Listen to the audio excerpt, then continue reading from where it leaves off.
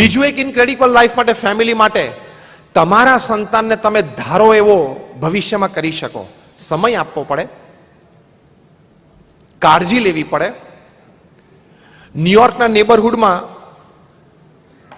એક single mother, એટલે divorcee હતા, એનો નાનો બાળક 8 વર્ષનો એટલો બધો ધમાલ કરે, ખિસ્સામાં ચપ્પુ લઈને ફરતો હતો અને ગમે તેને મારી પણ દે.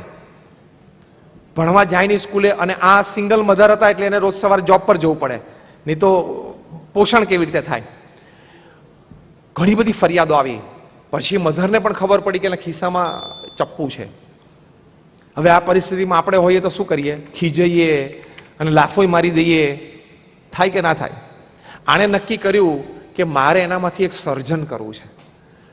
અને વોટ શી ડીડ, એને એના બાળકને બેસાડીને શાંતિથી સમજાવ્યો અને કહ્યું કે બેટા, તને ખબર છે આપણા સ્ટ્રીટના કોર્નર ઉપર એક ડોક્ટર રહે છે? તો કે યસ. તને ખબર છે મોટી ગાડીમાં ફરે? તો કે ખબર છે ને. કેમ ખબર છે? તો દીકરો કે ના, કે બેટા એને ચપ્પુનો ઉપયોગ બહુ સારું કરતા આવડે છે. છોકરાને આશ્ચર્ય થયું કે કેમ, કેવી રીતે?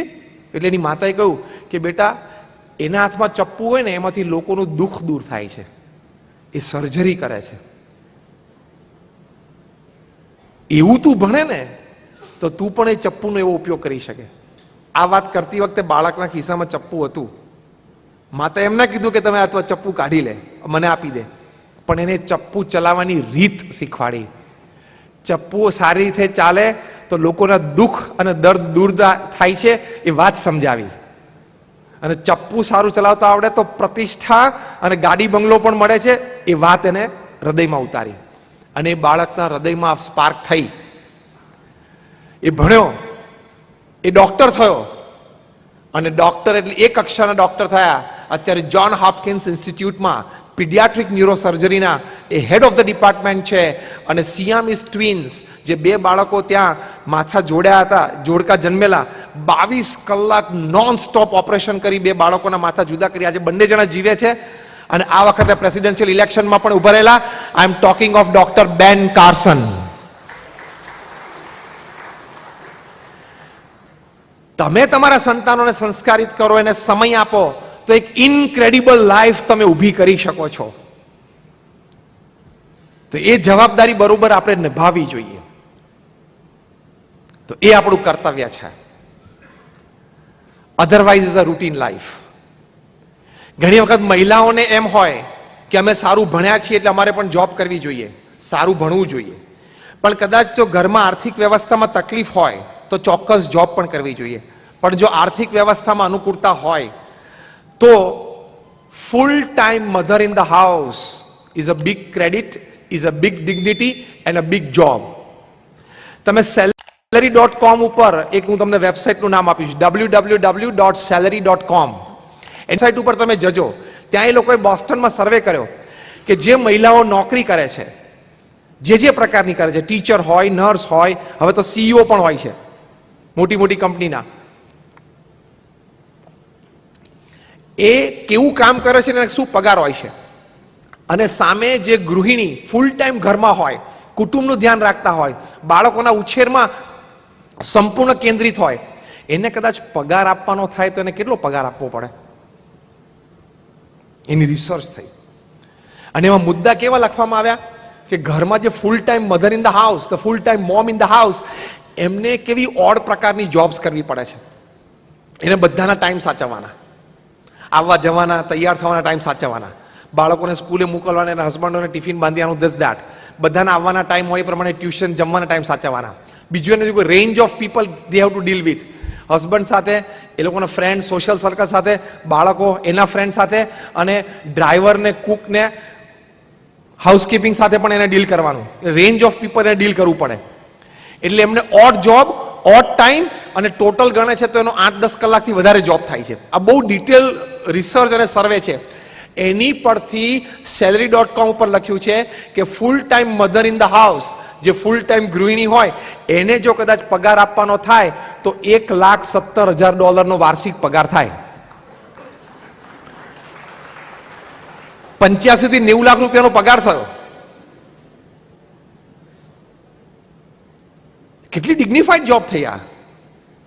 કારણ કે નેપોલિયો બોનાપાર્ટ પોતે કહેતા, give us good mothers and we will give you a great nation.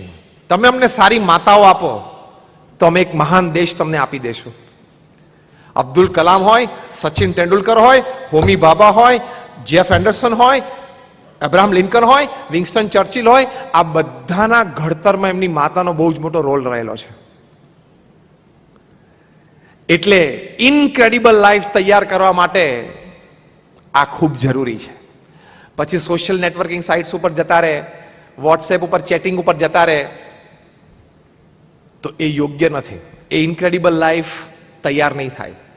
આજે ભાખરી કરી કે ઢોકળા કર્યા કે હાંડવો કર્યો, એની લાંબી ચર્ચામાં સાંજે સગાવાલા સાથે અડધો પોણો કલાક જતા રહે, અને છોકરા ક્યારે આવ્યા, શું ભણ્યા. એક વાલીના છોકરાને લઈને મંદિરમાં આવેલા અને અમારા સંતે પૂછ્યું કે કયા ધોરણમાં ભણે છે? તો કે બેટા જોતો સ્વામીને કહેતો કયા ધોરણમાં ભણે છે. ખબર પડી?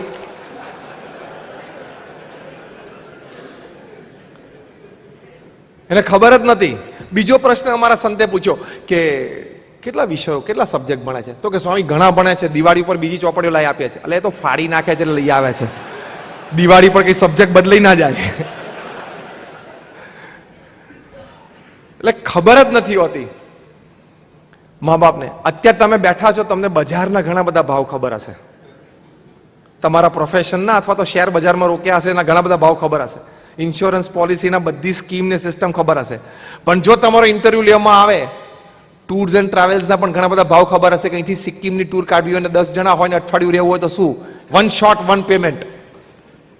પણ હમણાં પૂછ્યું હોય કે તમારા સંતાનોના મેથ, સાયન્સ, ઇંગ્લિશના માર્ક્સ કેટલા છે એ તમે બોલો તો. એવું જો તમને પૂછ્યું હોય તો બોલો તમે 100% ફેલ થાવ કે ના થાવ? ખેલદિલીપૂર્વક હા પાડતો યાર. 100% તમે ફેલ થાવ. તો એ સમય આપીને સંસ્કારિત આપણે કરવા જ પડે. That is a responsibility. આપણી જોબ છે, એ આપણે નક્કી કરવાનું છે. તો પહેલી વાત આ છે. બીજી વાત એ છે ઇનક્રેડિબલ લાઈફ માટે કે હંમેશા જીવનમાં ક્રિએટિવ, પ્રામાણિક પુરુષાર્થ કરો. તમે જેવું પણ વ્યવસાયમાં હોઈએ અને તમે ક્રિએટિવિટી લાવો, તમે પુરુષાર્થ કરો, તો તમે તમારું જીવન અને તમારા પરિવારનું જીવન અને ઘણા બધા સાથી મિત્રોને પણ તમે આગળ લાવી શકો. બધાને એક ઇનક્રેડિબલ લાઈફ તમે આપી શકો. ભગવાને બધાને ક્રિએટિવિટી આપી છે. શું સ્ટાર્ટઅપ્સ છે. Bangalore is the startup capital of the world. અને કેવા લોકો સ્ટાર્ટઅપ કરે છે. હમણાં એક 21 વર્ષના છોકરાએ માઇક્રોસોફ્ટને પોતાનું સ્ટાર્ટઅપ $60 મિલિયન વેચ્યું. થર્ડ યર એન્જિનિયરિંગમાં ભણે છે છોકરો. $60 મિલિયન. એલન મસ્ક એક વખત બેઠા, તેમને થયું કે બધી ગાડીઓ પેટ્રોલ અને ડીઝલ ઉપર શું કામ ચાલે, વાય નોટ ઇલેક્ટ્રિક કાર્સ. અને જો ટેસ્લા મૂકી દીધી માર્કેટમાં, છે ને, જે અમેરિકા ગયા હશે ને ડ્રાઈવ લઈને કદાચ આવ્યા હશે. એને એમ થયું કે રોકેટ ઉપર જાય છે, આટલો બધો ખર્ચો થાય છે. He started a theory, first principal thinking. આ ઇનક્રેડિબલ લાઈફ માટે બહુ જરૂરી છે. પહેલા કોઈ પણ કામના સિદ્ધાંતને સમજો, કોઈ પણ કામના મૂળમાં જઈ અને એની બેઝિક ક્વોલિટી શું છે સમજવાનો પ્રયત્ન કરો. કામ તો સવારના પોરમાં ઉઠીને દોડીને કરવા જ માંડીએ છીએ. એલન મસ્ક એમના જીવન ચરિત્રમાં શીખવાડે છે ફર્સ્ટ પ્રિન્સિપલ થિંકિંગ. પહેલાના સિદ્ધાંતને સમજવાનો પ્રયત્ન કરો. તો સ્પેસએક્સ એમની કંપની છે, એમાં એમણે થયું કે રોકેટ્સ બધા ઉપર જાય છે. ખૂબ ડીપ રિસર્ચ પડી, ખબર પડી કે આ રોકેટ બનાવવાનો 80% ખર્ચો તો ફર્સ્ટ સ્ટેજ બુસ્ટર એન્જિન છે ને એનો છે, અને સૌથી વધારે ટાઈમ એમાં જાય છે. ક્રિએટિવ થોટ શું આવ્યો કે રોકેટ ઉપર જાય છે, નીચેનું બુસ્ટર એન્જિન છે એ તો નીચે પડી જાય છે એને ધક્કો મારીને, અને ફરી વખત ઉપયોગમાં નથી આવતું. હું એવું બનાવું કે એનું રીયુઝ થાય. This is called first principal thinking. જે વસ્તુનો 80% કોસ્ટ છે અને 80% ટાઈમ બનાવવામાં જાય છે આખું રોકેટનું, 80% ટાઈમ કન્ઝમ્પશન, 80% મની કન્ઝમ્પશન આખા રોકેટમાં ફર્સ્ટ સ્ટેજ બુસ્ટરનો જ છે.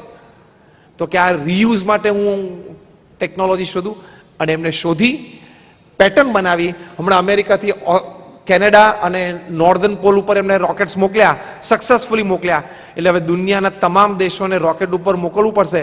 એલન મસ્કની જરૂર પડશે, એની ટેકનોલોજીની. ઇનક્રેડિબલ લાઈફ માટે વિચારો કરવાના. તમે જે પ્રોફેશનમાં છો, તમે જે વ્યવસાયમાં છો, એમાં રૂટીનમાં તો તમે વ્યવસાય ચલાવીને પૈસા કમાઈને જિંદગી પૂરી કરી શકશો, પણ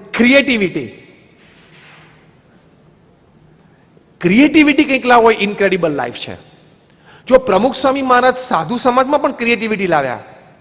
બહુધા લોકોને સાધુનો ઇમેજ શું હોય કે મંચ ઉપર આવે, પ્રવચન કરે, કથા કરે, આશીર્વાદ આપે અને છેલ્લું ઇન્ટુ બ્રેકેટ ખાઈને પેટ ઉપર હાથ ફેરવીને સૂઈ જાય.